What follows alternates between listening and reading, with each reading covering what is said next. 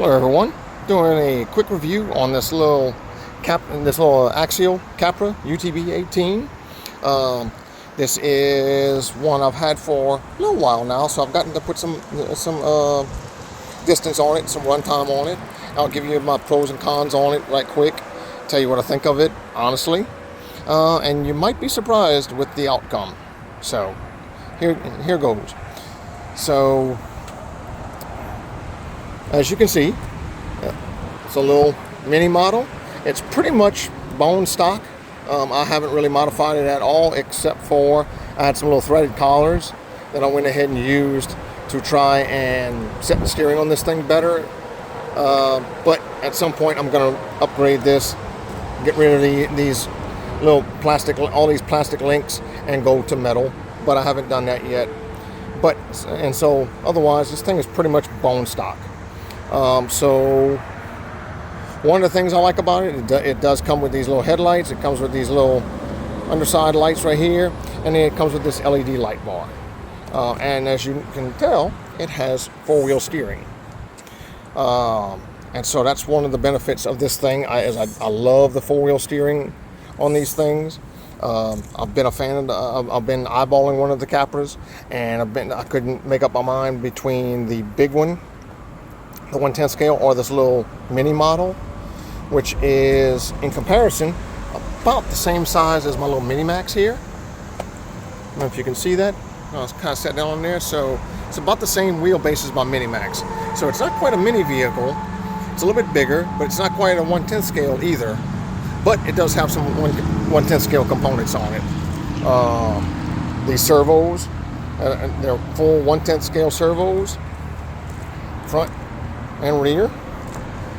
As you can see here, it has a comes standard with an SR 515. You can see this. Can't really see the label here, but it's a SR 515 Spectrum receiver, and then it's got a little 25 amp ESC and a 380 brushed motor. So that's kind of the equipment that it comes with. So here's the pros. Are the four-wheel steering on this thing is outstanding. It's a game changer. You can crab walk with this thing. You can turn the rear wheels counterpose to the front wheels, so you can make tighter turns. And then when paired with an upgraded remote like a DX6C, you can actually steer just the front wheels or just the rear wheels, as opposed to what it comes with out the box, where you can just basically steer the front wheels, crab walk, or counter steer. It doesn't give you the option just to steer the rear wheels. But I digress. So those are kind of the pros. The cons of it is kind of top heavy. It wants to roll a good bit. One of the other cons is the foams in this thing are a little bit stiffer than what they used to come with. So these tires don't really, the tires themselves have good grip, but the foams are a little bit too stiff for this thing. So softer foams, or maybe even two-stage foams, would be a benefit to this vehicle. A pro is it does have bead locks, so you can actually unbolt the wheels and change just the foams in these wheels, as opposed to the old ones where you had to replace the whole wheel and tire combo to be able to change the foams. And then my only other real con with this thing is kind of the stock electronics. The motor and ESC on this thing, the ESC is non-programmable. It's the way it is from the factory. And the motor itself, the hold brake on it, it's a little brushed motor. It's a 3-slot brushed motor, but the hold brake on this thing sucks. So when you kind of get this thing on a hill, all it wants to do is just roll back on you if you have it up on a steep hill. And that, if you're trying to crawl, anybody who is out there that knows about anything about crawling, you know that's not a good scenario to have when you're up on a hill. You've got this thing on a pretty steep incline, and it won't hold itself on that incline. It's not that the tires are slipping, it's the vehicle itself is rolling backwards because the hold brake on this thing does not function that well. It'll hold itself on an incline about here, but when you start getting about 45 or better, this is a no-go. And so for the price of this thing, considering what you get with it and everything else, That's the only thing. I wish the electronics in this thing were, were better. At least put a ESC in here with some kind of a programmability where I can adjust the drag brake, see if it gets better. But nonetheless, this vehicle, as it is out the box, first thing you should do is ditch the motor and speed control on it. Go with a 2-in-1, which Spectrum and Hobbywing both offer 2-in-1s for this vehicle that have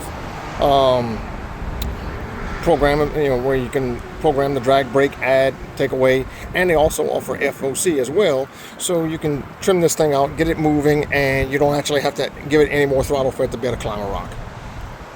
But that's neither here nor there. But that's really about it. That's the pros and cons of this vehicle. I know it was fast. I know I rambled on a whole lot very fast, but overall, I think for the price of this vehicle, for what it comes with and everything else, I hate to say it, but I feel like Axial could have done a little bit better on this vehicle. I know Axial vehicles are kind of pricey, but nonetheless, I still have to give it a recommendation. Out of about 10 stars, I'd probably give it like 6, because I think the 4-wheel steering on this thing really overcomes all the other cons on this thing and makes it worthwhile. And the fact that it's got 1/10 scale servos that are compatible on either 6 or 7.4 volts. So the servos on this thing are not really something you're going to have to change. Maybe the servo horns, and put metal servo horns, but the servos themselves, they're metal gear. They can handle 7.4 volts, and they're plenty enough for this vehicle as it sits. If you start adding brass and weights to this thing, yes, then you may want to upgrade those servos, but as it is out the box with these wheels on it, not an issue.